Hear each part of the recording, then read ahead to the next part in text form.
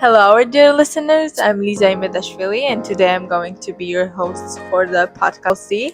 And today, the topic of the podcast will be exchange experience abroad.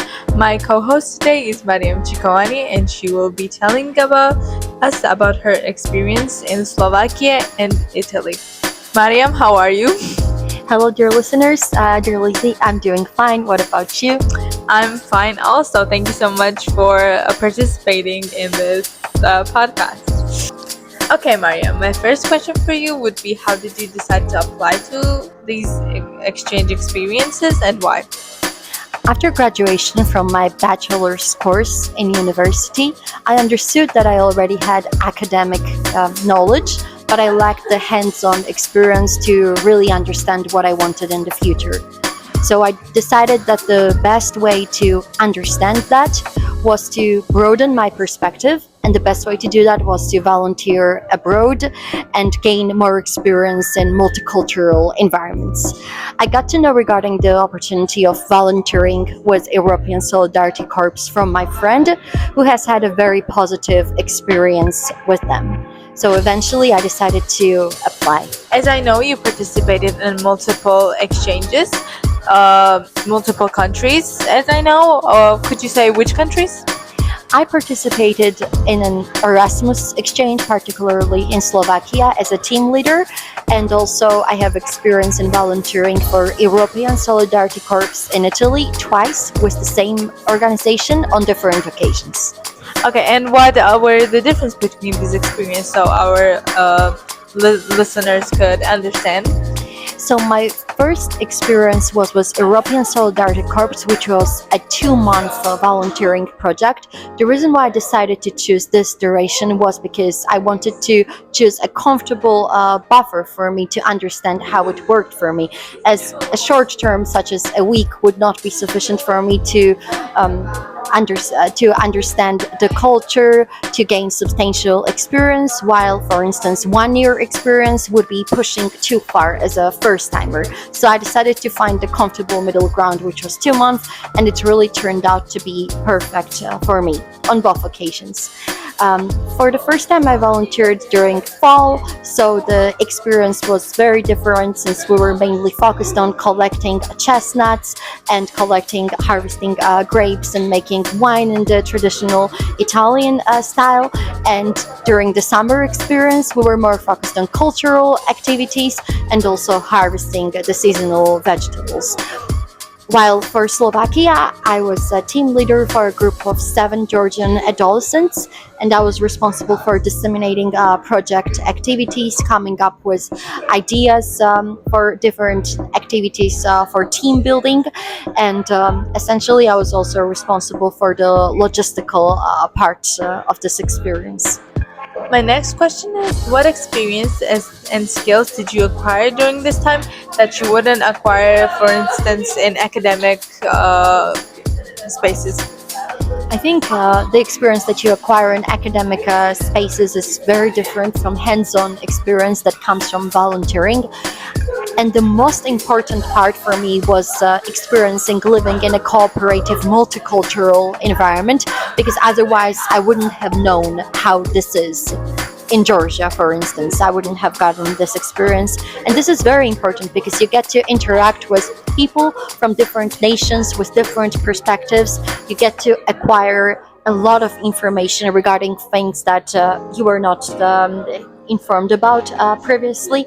You also get to share your experience as well, and also you understand that every person is very valuable in this exchange, in this project, because everyone has something like a unique sparkle to bring to the table.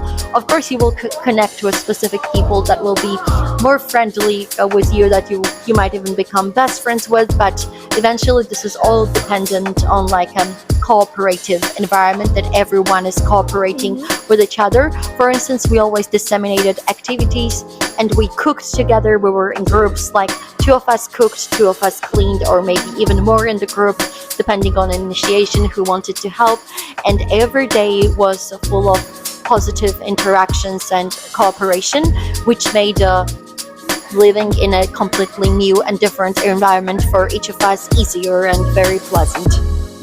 So even off duty, you were experiencing team building activities. My next question for you is, what tips would you give future applicants, participants, maybe even for the people that are going as team leaders in Erasmus programs? So initially, I will start with European Solidarity Corps. The main advice would be to pick a country that you're genuinely interested in, because you will also have a lot of free time to explore your surroundings. So it's always very nice to have a country that you were initially very curious about, or a particular place that you had to visit just for personal preferences. So it's always good to consider your personal preferences and also your suitability for the project. For instance, if there is a lot of working outside, or the kind of activities that are tailored to people with specific skills, even if you don't have them and you're interested in gaining those skills, you can always portray that in your motivation letter. So for instance, for me, the main motivation was that most of my work was digital. I was always stuck to the computer screen, and that was very tiring for me. So when I got to know regarding the opportunity of joining the kind of project that is mostly oriented on outdoor activities, harvesting vegetables, collecting chestnuts, wood engraving and all that, I just honestly told my interviewer that this is what I lacked and this is what I wanted, therefore this is what I would wholeheartedly contribute to. So you should always make a choice based on what you would like to experience, what you would like to contribute to, and always very honestly and authentically state your motivation in your motivation letter and also during the interview. Okay.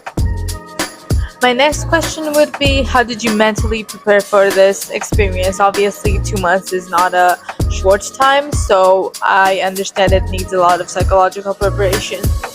For me personally, since there was so much excitement regarding this new opportunity, there was no stressful bit of me overthinking this or not wanting to do this. I think I was just like more in the space of getting what I really wanted to experience and being excited for it. But of course, as I got on the plane for the first time, I had the feeling that everyone gets when you're experiencing something for the first time, like a child, when you're like, oh, I'm really here, I'm doing this, but oh, how excited I am about this.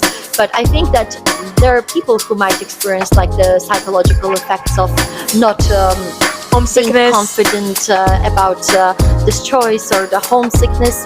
And I also experienced homesickness at certain moments when I realized that, oh, this is a life that I'm building there, and then when I go back, it will be an entirely new, different life there. So how do I take this life? How do I take this new me back home without feeling empty, without feeling like I'm missing out on something? And the answer to that, I think, is that you grow there, and then you return to your hometown a grown version of you. And that you take with yourself without even trying. Like, that is you. You have developed in a different way. You have acquired new heights of self-growth, and you return to your hometown a person with a fresh new perspective. But I think what really helps with the homesickness is the perspective that I'm here gaining the kind of experience that is very valuable for me, both as a person and also in terms of future professional endeavors. This is the kind of experience that is always valued. Because, for instance, if you apply for masters afterwards, or like any kind of program that is in a multicultural environment, you're already well equipped with the cooperative skills and the cooperative mindset to function in the kind of environment that is different than the one that you have experienced previously, and also your adaptability skills increase. So this is not just like a project that provides you with the kind of skills that you leave at that place. Those are very transferable experiences, transferable skills, transferable perspectives. So it's all very beneficial, and it will be very fruitful for you to gain this kind of experience for any kind of future endeavors and any kind of future plans that Any you have. kind of career path you would. Absolutely, it will always contribute Okay. there. What about the financial aspects? This is actually the best part, that both of those opportunities, both Erasmus and European Solidarity Corps, are fully funded. The only bit is that initially you need to buy the inbound and outbound tickets yourself, but this amount gets reimbursed as soon as the project is successfully finished and you're on the way back to your home country. So essentially, you're not spending anything without being reimbursed, but it's always very nice to have some kind of personal savings just for a more leisurely experience there. Also, you have pocket money when it comes to European Solidarity Corps, since this is a 2-month or even a longer project, and each month you get pocket money, and the allowances depend on the organization. It is always stated in the info pack, and you're always very welcome to ask those questions before you commit to the opportunity. For non-European Union countries, how the process of application looks, like the technical stuff, the documents? Yes, so particularly for Georgia, and I believe that this also applies for other non-European countries, initially you need to find the opportunity that you want to apply to. There are 2 ways to do this. You can directly browse on the European Solidarity Corps website, filter out based on your preferences and the country that you're interested in, find the opportunity, apply directly to the organization, send your CV and your motivational letter by their email, and once you get a positive response, you need to contact your sending organization. For me, that was Umbrella in Georgia. You contact Umbrella, the particular coordinator that is responsible for the specific country, and they will guide you in terms of like the logistical bits of this process. If you need a visa, they will also provide you with the information regarding this, and they will also send you the invitation letter. And what's the second way? And the second way of doing this is by directly going to the page of the sending organization, since they very often publish the calls. Sometimes they even publish very urgent calls. For instance, the project is starting in a week and they urgently need participants. So if you're ready, you can always apply there as well. And this is like another way of doing this, since they directly send you the opportunity. You can directly apply to the sending but I believe that the better way to do this is by searching up the opportunity yourself, since there are sometimes opportunities that they are not informed about. So you apply, you get the confirmation, and then the sending organization helps you. But both ways are equally beneficial for you, and they lead to the same outcome. In your opinion, what kind of audience, what kind of people these experiences are targeted towards? So there is like a very clear age group that qualifies for this kind of experience, and it is 18 to 30, but I'm referring to European Solidarity Corps specifically. But when it comes to Erasmus, sometimes you can even participate when you're 15, 16, 17 for particular projects that are oriented on adolescents. But for European Solidarity Corps, the age group is 18 to 30, so it's targeted at people who are newly graduates or just people in their early or late 20s, and you can be particularly you don't really have to be particularly part of a certain group.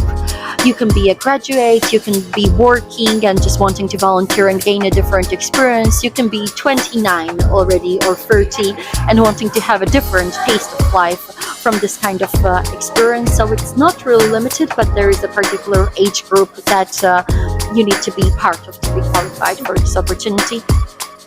Were there any negative aspects to these experiences?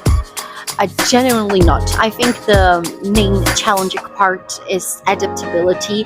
For instance, if you have never lived in a shared space, that is something that you will need to adapt to your roommates, cooking together, cleaning together, disseminating the activities. I think this can be challenging, but it's never negative.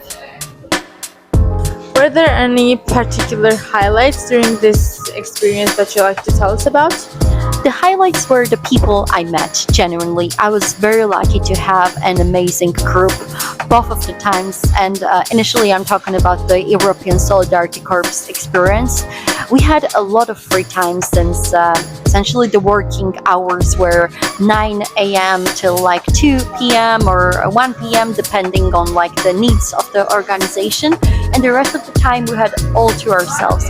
We always cooperated, we made food together, we cleaned our shared space together, and then we did other activities, such as we explored different cities, different landmarks. We even visited the Vesuvio volcano, and I was very lucky to have a very active and initiative group. We even went hiking.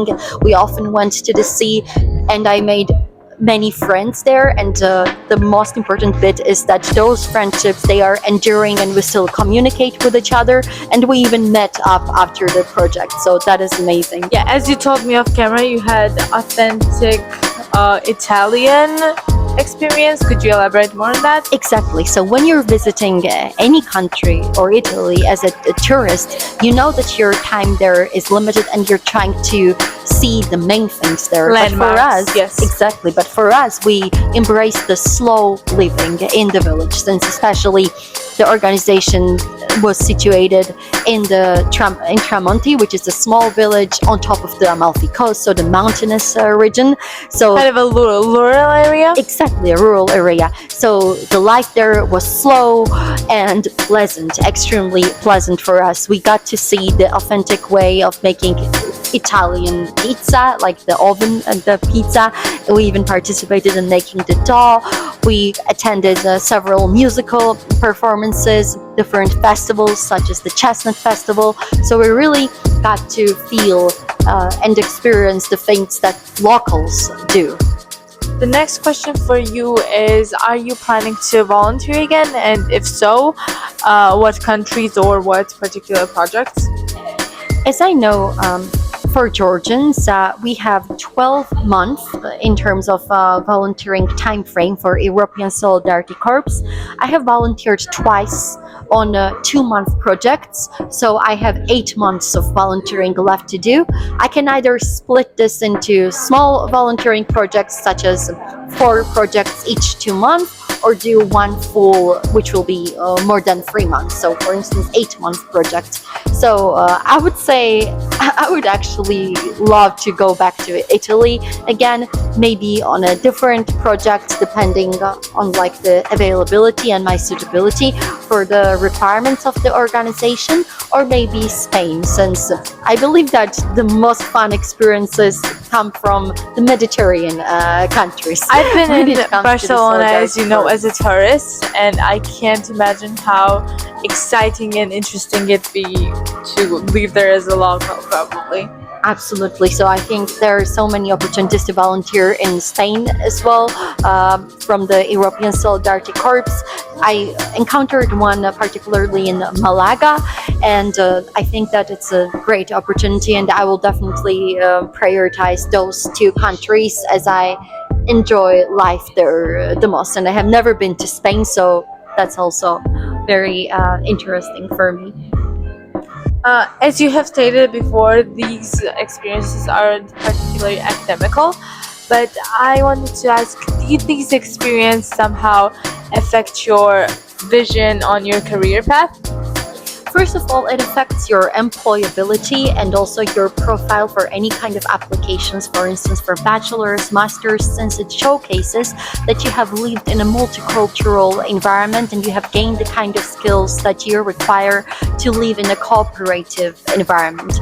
So that is directly beneficial to your future career path. Also for me, particularly the experience with the European Solidarity Corps in Italy made me think more about the sustainability, since my organization is oriented on sustainability and on preserving the Amalfi Coast heritage. So that really made me think about that. So I'm going to pursue masters in business and sustainability, which is of course thanks to my experience, because otherwise that point of view would not have opened up and as well. Yeah, and as I know, you graduated political science, so it's very interesting that you're choosing this career path. Absolutely. And my last question for you today is, how was the adaptability process when you came back to your hometown, Tbilisi in our case? For me, it was a little bit hard because specifically as a Georgian, during my time in Italy, and I'm referring to 2024 experience, I got to see the headlights and the news of the protests in Tbilisi due to the Russian law. the Russian bill. I'm sorry. And basically, when I got back in Georgia, the situation was drastically different than how it was when I left. Yeah, for our listeners that are not familiar, the Russian bill, the Russian bill is bill that was reintroduced back in the spring 2024. Our government reintroduced it, and this bill itself limits the funding of non-government organizations. So my feeling was like, so I'm so happy about this experience. I just got back in my country, and yet this is at the stake. Like, so you were scared that these possibilities were going to be limited for other people and for you too. Exactly, because I understood how important, how crucial it is, that it's not necessarily easy to have the kind of personal funds that secure like a 2-month trip to a country. That is a lot. While this kind of experience, it provides you with that, and it is fully funded, and it is coming from a non-governmental organization. So I was immediately scared that such kind of valuable opportunities will be at the stake. But aside from political stance, how was the adaptation process? I was a little bit sad, to be honest, because I was constantly reliving those moments and this experience in my head. But then it quickly converted in appreciation. It converted in appreciation for this experience, being thankful that I got to live in a beautiful, beautiful rural side of Italy for 2 months and got to see all the things that I dreamt to see. So it quickly turned into appreciation and thankfulness. But of course, when something good comes to an end, there is a natural sadness that comes with it. But at the same time, you understand that it's not as complicated as you thought it was to do this. So you then look forward to more opportunities in the future. Thank you so much. It was very informative and very, very productive. And just thank you for sharing your experience. Thank you so much for interviewing me, and I'm always very happy to contribute with my experience and information, and the best of luck to everyone.